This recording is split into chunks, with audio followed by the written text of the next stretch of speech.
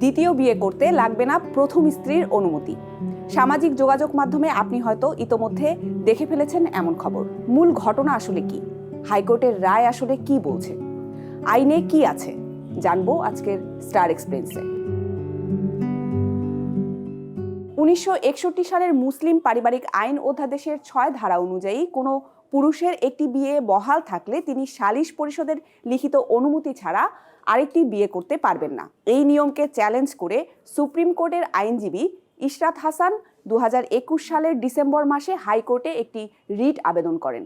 তিনি বলেন, ইসলামে একজন পুরুষ একাধিক বিয়ে করতে পারলেও সব স্ত্রীকে সমানভাবে দেখাশোনা করা, ভরণ পোষণ দেওয়া এবং ন্যায্য আচরণ করা খুব জরুরি। কিন্তু এই আইনে সালিশ পরিষদের দ্বিতীয় বিয়ের অনুমতি দেওয়ার সময় এসব বিষয় ঠিকভাবে যাচাই করার স্পষ্ট ক্ষমতা বা নিয়ম নেই। তাই নারীদের অধিকার ঠিকভাবে সুরক্ষিত নাও হতে পারে। এই রিটের প্রাথমিক শুনানি নিয়ে 2022 সালের 5 জানুয়ারি হাইকোর্ট একটি রুল দেন। রুলে আদালত জানতে চান, স্ত্রীদের মধ্যে সমান অধিকার নিশ্চিত না করে দ্বিতীয় বিয়ের অনুমতি দেওয়ার প্রক্রিয়াকে কেন অবৈধ ঘোষণা করা হবে না এবং কেন বহুবিবাহের বিষয়ে একটি স্পষ্ট নীতিমালা করা হবে না। মামলার চূড়ান্ত শুনানি শেষে গত বছরের 20 আগস্ট হাইকোর্ট রুলটি খারিজ করে দেন। আদালত বলেন, 1961 সালের মুসলিম পারিবারিক আইন অধ্যাদেশের 6 ধারার অধীনে দ্বিতীয় বিয়ের অনুমতির যে প্রক্রিয়াটি আছে তা বৈষম্যমূলক বা অন্যায় নয়। এই আইন নারী বা পুরুষ কারো মৌলিক অধিকার কেড়ে নেয় না এবং সালিশ পরিষদ কোনো পক্ষের ওপর একতরফা সিদ্ধান্ত চাপিয়ে দিতে পারে না। তাই আদালত রায়ে জানান, এই ধারা সংবিধানের সঙ্গে সাংঘর্ষিক নয় এবং বহাল থাকবে। তাহলে দ্বিতীয় বিয়েতে কার অনুমতি নিতে হবে?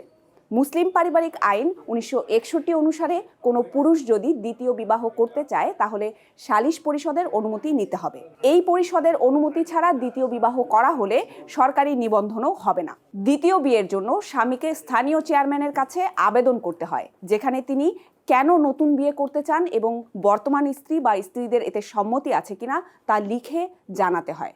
এই আবেদন পাওয়ার পর চেয়ারম্যান স্বামী ও বর্তমান স্ত্রী বা স্ত্রীদের প্রত্যেককে একজন করে প্রতিনিধি দিতে বলেন।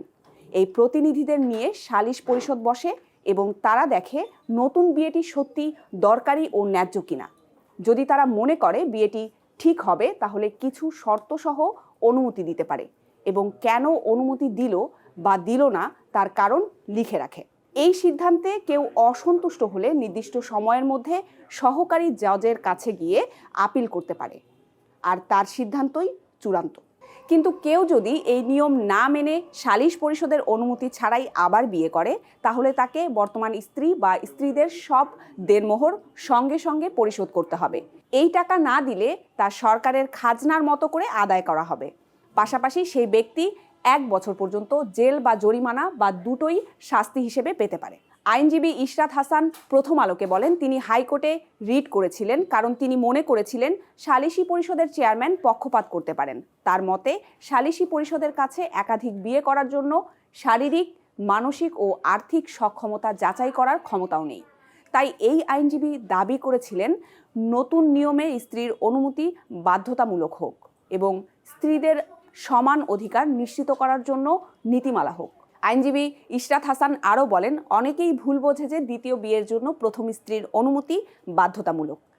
আসলে আইনে আগে থেকেই এটি বাধ্যতামূলক ছিল না, তবে সালিশ পরিষদের অনুমতি লাগে।